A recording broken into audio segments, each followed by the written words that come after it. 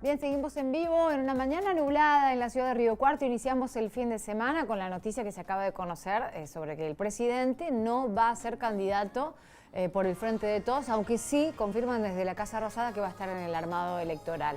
¿Por qué decimos esto? Porque vamos a hablar de inflación, porque seguimos hablando del dólar, porque todo lo que las decisiones políticas que se vayan tomando, sobre todo en las últimas semanas, en un año electoral como este, impacta en la economía. Y la inflación no deja de subir, no deja de incrementarse, y cómo impacta en el bolsillo, cómo impacta puertas adentro en la familia, cuando se van conociendo los índices que no dejan de ser más elevados mes a mes.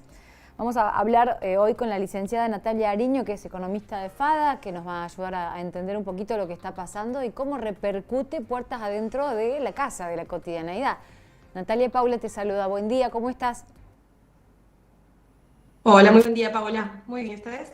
Bien, bueno, ¿cómo entendemos el impacto de la inflación en la economía familiar? Y esto que decía recién, ¿no? Todo lo que va sucediendo puertas adentro en la Casa Rosada repercute puertas afuera, digo, políticamente, económicamente. ¿Por qué las decisiones políticas se traducen después en el mercado? Y bueno, justamente porque entra también en juego mucho lo que es las expectativas en el mercado ante la falta de respuestas o incluso hasta acciones de la política que no van en consonancia con resolver problemas que hay en el país y que está afectando a toda la población.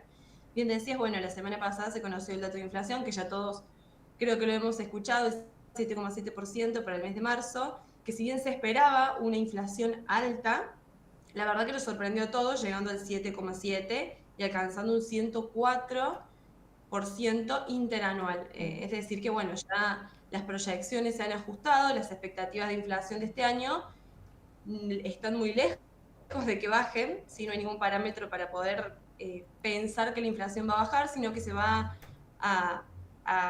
proyecta, mejor dicho, en un piso del 110% o un 120%, si todo se hace relativamente bien, si no pasa nada raro. Y bueno, ¿cómo impacta esto en la vida cotidiana de todas las personas? Bueno, todos sabemos lo que significa la inflación cuando vamos a comprar al súper, al kiosquito de la esquina, cuando tenemos que pagar las cuotas de las cosas, que cada vez nos cuesta más. Y bueno, el problema de fondo ahí termina siendo es que los pesos, nuestro dinero, el peso argentino, cada vez pierde más valor. ¿Sí? Por eso cada vez necesitamos más cantidad de pesos para comprar exactamente lo mismo que hace un mes atrás o hace años atrás. Nosotros en FADA, por ejemplo, todos los meses hacemos el changómetro, en donde analizamos la cantidad de dinero que necesitas hoy para comprar lo mismo que hacía, por ejemplo, casi 6 años atrás o años atrás. En el caso de los alimentos, por ejemplo, si en diciembre del 2017 gastábamos 1.000 pesos en la compra de una compra X Sí. de alimentos, hoy esa misma compra nos cuesta unos 12.600 pesos. Es decir, el costo se multiplicó por 12, ¿sí? En menos de 6 años. Y lo mismo con el caso de la vestimenta, es otro rubro que tomamos como ejemplo, que de hecho fue uno de los que más Aumentó, aumentó según el en el INDEC, año que sí. pasó. Así es. Bueno, también, si compramos con 1.000 pesos una prenda de vestir en el 2017, hoy esa misma prenda nos cuesta unos 13.600 pesos también. Es decir, que el costo se multiplicó por 13. Entonces, bueno, si uno dice cómo impacta, y solamente tomamos dos rubros, si nos Claro. ponemos a ver otro rubro, eh, terminan como convergiendo a la misma conclusión. No termina siendo el problema de un producto en particular o de un rubro, sino que ya es de toda la economía y que ya hace rato que viene siendo así. Entonces, bueno, por ahí uno piensa en los hogares donde hay menores ingresos, lo que más fuerte pega es el aumento de los precios, porque la mayor proporción del gasto va destinado a los alimentos. Sí, o lo que es la canasta básica. Estaba viendo esto, ¿no? Que volvió a incrementar, que está en 191.000 pesos. A veces otras mediciones arrojan 195.000 pesos, la básica total. Que una persona necesitó 61.800 pesos para no caer bajo la pobreza. Que un hogar de 3 personas compuesto por una mujer de 35 años, hijo de 18 y una madre de 61, por ejemplo, requirió de 152.000 pesos en enero para no ser pobre. Y pensaba lo que decías, Nati, esto de los costos se incrementan y los salarios o los ingresos no van al mismo ritmo. Después, a esta altura del partido del año, empieza todo lo que tiene que ver con las paritarias, con los acuerdos, ¿no? ¿Y qué pasa cuando un gremio arregla por el 90%, ¿no? O el 60%, o el 40%? Esto es una rueda que trae más inflación. ¿Cuál es el comportamiento y cuál sería lo óptimo? ¿Cuándo arreglar? ¿Cómo correr siempre por atrás de la inflación? Bueno, eso es uno de los efectos justamente de la inflación y de esta velocidad que ahora en marzo tomó mayor relevancia, porque ahora los precios crecieron a una mayor velocidad de lo que venían sucediendo en meses anteriores. Entonces, eso, por supuesto, que impacta también en la dinámica de los contratos que se tengan que acordar, de los acuerdos salariales como vos mencionás, y siempre el efecto inflacionario lo que te genera es esto, que los salarios van corriendo atrás de la inflación. Es muy raro que los acuerdos lleguen a ser exactamente al mismo nivel de la inflación.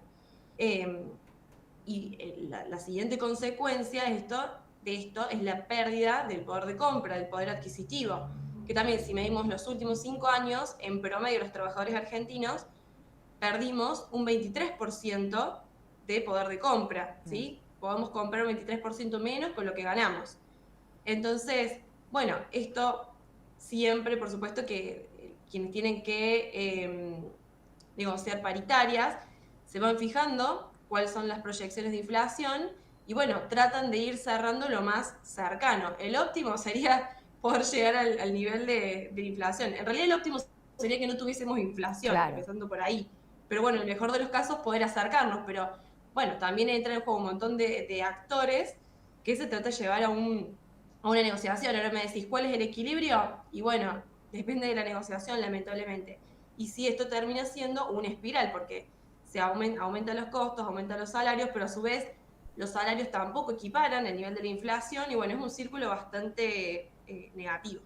Bueno, y que no se le está encontrando la vuelta, y se viene esto, ¿no? El año electoral, las propuestas que vuelven a arrojar ideas que tienen que ver con la dolarización. Recién hablábamos esto, ¿no? Volvemos a estar pendientes en Argentina, somos uno de los pocos países en Sudamérica que estamos tan pendientes del dólar como aquí, justamente, el dólar blue que repunta, que llegó a 440 pesos ayer.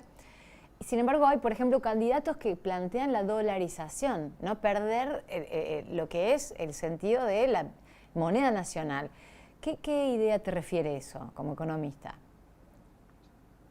Mira, yo creo que en primer lugar, más que pensar en una dolarización u otra alternativa, es tratar de solucionar los problemas que tenemos con nuestro peso. Como te decía recién, el peso va perdiendo valor día a día, mes a mes, año a año. ¿Pero por qué? Porque justamente se están llevando a cabo políticas erróneas, que de hecho países vecinos, Uruguay, Paraguay, Bolivia, Chile, por mencionarte los que tenemos más cerca, ya han aprendido de eso y de hecho no tienen la inflación que tenemos nosotros. La inflación que nosotros tuvimos en marzo, quizás ellos lo van a tener en el año 2023 completo. Bueno, pero ¿qué aprendieron ellos? Que su gobierno, su país, tiene que gastar lo que tiene, no puede gastar más de lo que tiene como ingreso. Es como cualquier casa, como cualquier hogar. Llega un punto que si vos gastas más de lo que ganás, vas a tener que pedir prestado seguramente. Y va a llegar un punto que ya no vas a poder pedir prestado, a menos de que no acomodes tus cuentas. Lo que pasa es que ya se pidió prestado, entonces ¿cómo haces para honrar claro, deuda? Ya no hay más. Ya no hay más margen. Claro. Pero antes de empezar a pedir prestado, lo ideal hubiese sido que empezaran a acomodar las cuentas fiscales, ¿sí? Poder achicar y, te diría, eliminar el déficit fiscal, que es la causa por la que el gobierno y también el Banco Central, por supuesto, tiene que estar emitiendo dinero para cubrir ese déficit fiscal y es lo que termina generando la inflación. Esto ya lo han entendido los países vecinos y los países del mundo. Y nosotros no lo hemos entendido y en vez de estar resolviendo ese problema, atacando el problema de fondo, que es esto, equilibrio fiscal, dejar de emitir y armar un plan económico consistente con figuras políticas que tengan credibilidad para poder llevar adelante ese plan, estamos haciendo lo contrario, estamos hablando de una dolarización y cosas que no van a resolver el problema de fondo y que tampoco entiendo que tenemos las herramientas como país para poder hacer o aplicar esa política.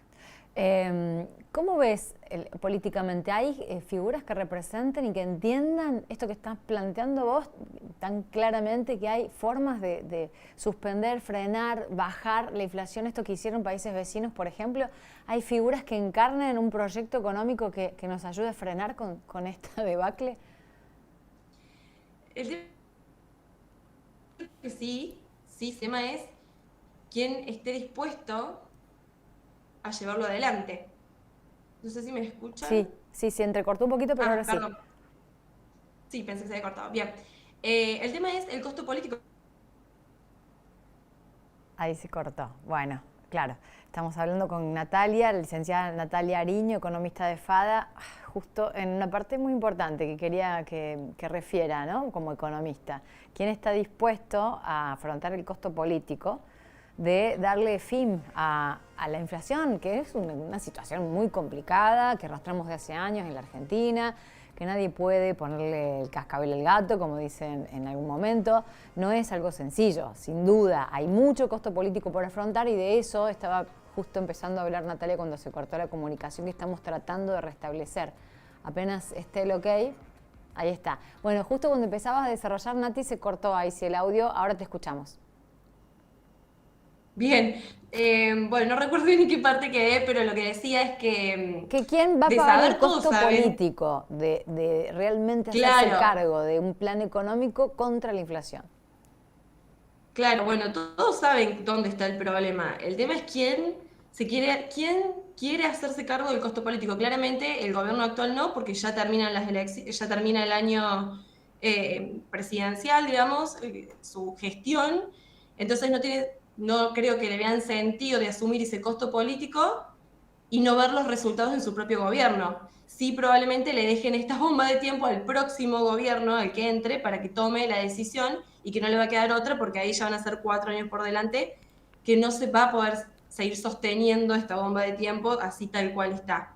Entonces, bueno, creo que respondí a tu pregunta de que hoy por hoy el costo es muy alto para quien lleva adelante el gobierno, pero sí va a tener que tomar una medida en el próximo gobierno y que también está la expectativa de que suceda eso.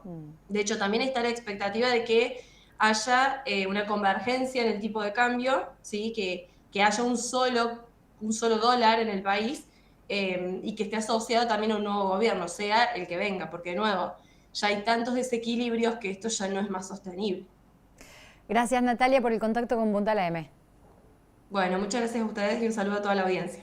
La licenciada Natalia Ariño, economista de FADA, entendiendo un poco cómo impacta la inflación en la economía familiar y en general, entender un poco de cosas, ¿no?, de la coyuntura política y económica actual.